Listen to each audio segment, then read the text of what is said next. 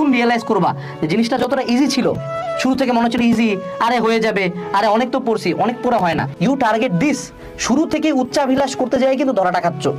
যেই স্টুডেন্টের লিটারালি কেতাবের ম্যাথ মিলাইতে পারে না, ও মনে করো কোনো একজন বড় ভাইয়ের, যে কোনো এক বুয়েটের ভাইয়া লাইভে এসে বলছে আমি টিনের চালের ঘরে থাকতাম, আমি 3 বেলা না খায় থাকতাম, আমি বিড়ির আগুনে পড়াশোনা করছি, আমি হলাম নিউজ পেপার থেকে ক্যালকুলাস শিখছি, এখন আমি আছি বুয়েটে।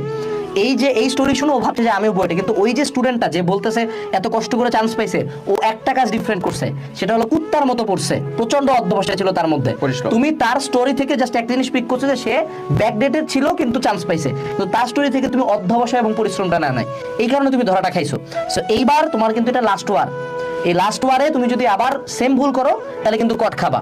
অনেকে বলছো ভাইয়া কোথাও চান্স পাই নাই, অনেক ট্রলের শিকার হচ্ছে, কি করব? একটা কথা বলি বাবা, শুধু তুমি কেন, তোমাদের ঈদটা খুব পিওর শীত গেছে না, এই ঈদটা কিন্তু তোমার জন্য কাইন্ড অফ এক ধরনের অভিশাপ।